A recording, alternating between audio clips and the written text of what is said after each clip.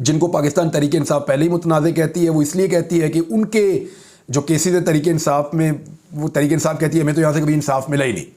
इमरान खान साहब के केसेस में भी यहाँ से कहते हैं इंसाफ मिला ही नहीं, तो इसलिए वो अब इस्तीफ़े का मुतालबा कर रहे हैं हामिद खान साहब। और हामिद खान साहब ने अभी एक बड़ा दबंग स्टेटमेंट दिया है और उन्होंने ये कहा है कि अगर कादी फ़ायद ईसा साहब ये नहीं करते और इस मामले के ऊपर वो तो ये चाह रहे हैं तहरीक इंसाफ वाले के फुल कोर्ट एक बैठे, लार्जर बेंच, वो चाह रहे हैं कि पूरी सुप्रीम कोर्ट बैठे और जजेस को इस दबाव से निकाले और उनके ऊपर जो दबाव डाला जा रहा है उसके सिलसिले को रोके और इसके आगे कानून का बंद बांधे। ये तो चाह रहे हैं हामिद खान साहब और उनका पूरा ग्रुप और पाकिस्तान के वकला। लेकिन अगर कादी फ़ायद ईसा साहब ये नहीं करते तो हामिद खान साहब ने इशारा दिया है कि फिर तहरीक चलेगी, फिर एहतजाज होगा, उनके पास दूसरा कोई और रास्ता नहीं है। कि अगर तो लार्जर बेंच बनाना है या कादी फ़ायद ईसा साहब के पास ये मामला जाना है या इस्लामाबाद हाई कोर्ट के चीफ जस्टिस के पास ये मामला जाना है, तो याद रखिए ये वो मुअज़्ज़ज़ जज साहिबान हैं जिनके पास 1 साल से यही मामला पेंडिंग पड़ा हुआ है। यानी कादी फ़ायद ईसा साहब के नॉलेज में ये मामला उस वक्त लाया गया था जब जस्टिस उमर अता बंदयाल साहब चीफ जस्टिस थे। उस वक्त उन्हें भी बताया गया, कादी फ़ायद ईसा साहब से मुलाकात करके उनको भी सब कुछ बताया गया था।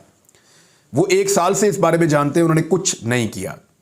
उन्होंने उठा के जुल्फ़िकार अली भुट्टो का 50 साल पुराना केस खोल दिया और उसके अंदर इंसाफ देना शुरू कर दिया। लेकिन उन्होंने अपने जजेस ने जो बार बार उनको चीज़ें बताई उनके ऊपर किसी किस्म का एक्शन नहीं लिया और आज के दौर में इंसाफ नहीं दिया।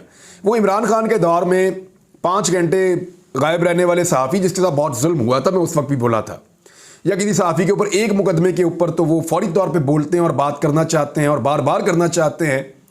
लेकिन अपने दौर में जिसका कादी साहब से अल्लाह ताला ने भी हिसाब लेना है और अपने दौर में जिसके लिए वो अकाउंटेबल है कि आज वो चीफ जस्टिस ऑफ पाकिस्तान है, आज के दौर में जो कुछ हो रहा है वो उनके जिम्मे पड़ रहा है। अगर आज के दौर में नाइंसाफ़ी और जुल्म हो रहा है तो पाकिस्तान के चीफ जस्टिस कादी फ़ायद ईसा साहब हैं। आज के दौर में वो बिल्कुल दिलचस्पी नहीं ले रहे। आज के दौर में वो जानना ही नहीं चाहते कि सहाफ़ियों के साथ क्या हो रहा है। आज के दौर में वो जानना ही चाहते कि जजेस के साथ क्या हो रहा है। हाँ, जो जस्टिस शौकत अजीज़ सिद्दीकी साहब के साथ हुआ था वो क्योंकि पिछले दौर में हुआ था, पिछले चीफ जस्टिस से, तो उस वक्त के मामलात में मुदाखलत करना चाहते हैं। लेकिन अपने दौर में होने वाली चीज़ों के ऊपर वो किसी किस्म का एक्शन नहीं ले रहे। तो क्या वो कादी फ़ायद ईसा साहब या वो जस्टिस आमिर फारूक साहब, ये बात लोग उठा रहे हैं, बार बार सोशल मीडिया पे उठा रहे हैं कि क्या वहाँ से इंसाफ मिलेगा या वहाँ से इंसाफ की उम्मीद करना बेहतर है। लेकिन मेरे ख्याल में दरवाज़ा हमेशा खुला रखना चाहिए किसी को। बड़ी चीज़, पहला रिलीफ इस खत के बाद इस्लामाबाद हाई कोर्ट के चीफ जस्टिस की जानिब से पाकिस्तान तहरीक इंसाफ को यह मिला कि वो जो जलसा करना चाह रहे थे इस्लामाबाद में, जिसकी इजाज़त उनको बिल्कुल नहीं मिल रही थी, हाई कोर्ट ने उसकी इजाज़त दे दी है। ये इजाज़त कभी भी नहीं मिलनी थी, इससे पहले भी नहीं मिल रही थी, लेकिन अब ये इजाज़त मिल गई है। मुझे ऐसा लगता है या बहुत सारे लोग ये कह रहे हैं कि इसको जोड़ कर देखें कि जब इतनी बड़ी चीज़ सामने आई है तो अदलिया अब मजबूर है इंसाफ देने पर। तो एक मामले में तो कम से कम दिखाई दिया कि पाकिस्तान तहरीक इंसाफ इस्लामाबाद में जलसा कर सकती है। तहरीक इंसाफ के वर्कर्स को लगभग 1 साल के बाद ऐसा मौका मिल रहा है कि वो खुलकर एक बड़ा जलसा कर सके।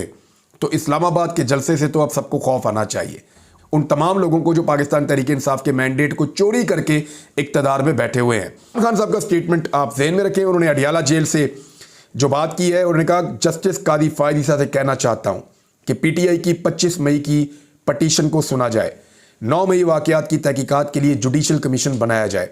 9 मई वाक़यात पर अब तक कोई इंक्वायरी नहीं हुई। चीफ जस्टिस कादी फ़ायद ईसा CCTV फुटेजेस को रिकवर करने का हुक्म दें। जिन्होंने CCTV फुटेजेस चोरी की हैं वही 9 मई के जिम्मेदार हैं।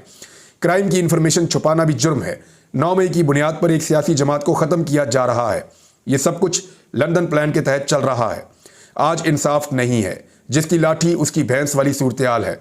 8 फरवरी पर भी जुडिशल इंक्वायरी करवाई जाए। धांधली ज़दा इलेक्शन के बायस सदर जरदारी और सेनेट इलेक्शन की कोई कानूनी हैसियत नहीं है।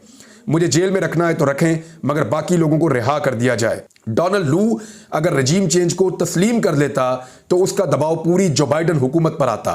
डोनाल्ड लू तस्लीम कर देता तो जो बाइडन हुकूमत हिल जाती। डोनाल्ड लू के बयान पर दोबारा इंक्वायरी करवाई जाए। असल साइफर दफ्तर खारजा में मौजूद है। हमें साइफर की पैराफ्रीज कॉपी दी गई थी। साइफर गुम हुआ तो वज़ीर आज़म अपने ऑफिस का चौकीदार नहीं होता, बल्कि वज़ीर आज़म ऑफिस के कुछ सिक्योरिटी प्रोटोकॉल्स होते हैं। मुझे 5 दिन में 3 सजाएं सुनाई गईं। मैं तो चाहता था कि मेरे केसेस की समाअत बराह रास्त नशर की जाए। उमर अयूब को कायदे हिज़्ब इख्तिलाफ और शेर अफजल बरबत को पब्लिक अकाउंट्स कमेटी का चेयरमैन नामजद किया है। हमने तो नामजद कर दिया है, अब इस पर नोटिफिकेशन स्पीकर ने जारी करने हैं। राणा सनाउल्लाह के बयान पर इमरान खान ने कहा कि माफियाज ऐसा ही करते हैं। पंजाब में 40 MPs के फॉरवर्ड ब्लॉक से मुतालिक मुझे इल्म नहीं है। मुझे पंजाब के पार्लिमानी लीडर से मुलाकात की इजाज़त नहीं दी गई। कोशिश करूंगा कि उससे मुलाकात हो तो मालूमात हासिल करूं। मैं बताता हूं, और वो बहुत बड़ी खबर है, और ये इतना बड़ा भांडा फूट गया है कि जब आप इसको सुनेंगे तो आपके 14 तबक हिल जाएंगे। बड़ी खबर यह है कि जिस वक्त इमरान खान साहब के खिलाफ साइफर चोरी का मुकदमा दर्ज किया गया, तो तारीख याद रखिएगा, वो थी 15 अगस्त 2023। इमरान खान साहब 5 अगस्त 2023 को गिरफ्तार हुए। 15 अगस्त 2023 को इमरान खान साहब के खिलाफ ये मुकदमा दर्ज हुआ कि साइफर चोरी हुआ है या उन्होंने साइफर गायब कर दिया है। उनकी गिरफ्तारी के 10 दिन के बाद साइफर की जनाब जो डॉन ने इसको रिपोर्ट किया है, और ये खबर जो है वो निकलती है मिनिस्ट्री ऑफ फॉरेन अफेयर्स से, और FIA के खुफिया दस्तावेजात के अंदर से ये पेपर बाहर आता है। पता क्या चलता है कि FIA ने जब सवाल किया मिनिस्ट्री ऑफ फॉरेन अफेयर्स से साइफर के बारे में, तो उन्होंने ये बताया कि साइफर की 9 कॉपियां थीं जो भेजी गई मुख्तलिफ इदारों और बड़ी बड़ी शख्सियात को। चीफ जस्टिस हैं, आर्मी चीफ हैं, DG ISI हैं, वज़ीर आज़म ऑफिस है, फिर वो चली जाती है उसमें चीफ जस्टिस को, सदर पाकिस्तान के पास चली जाती है। तो इस तरह ये 9 कॉपियां भेजी गई। उन्होंने ये बताया कि जिस दिन इमरान खान साहब के ऊपर यह मुकदमा दर्ज किया गया कि उनकी कॉपी वापस मौसूल नहीं हुई और वो कॉपी चोरी हो गई है और फॉरेन ऑफिस को वापस वो कॉपी नहीं दी, तो ये तारीख थी 15 अगस्त 2023। उस तारीख तक उन 9 कॉपियों में से सिर्फ 1 कॉपी वापस आई थी, और वो जो 1 कॉपी वापस आई थी वो सदर पाकिस्तान ने 15 जून 2023 को वापस भेजी थी।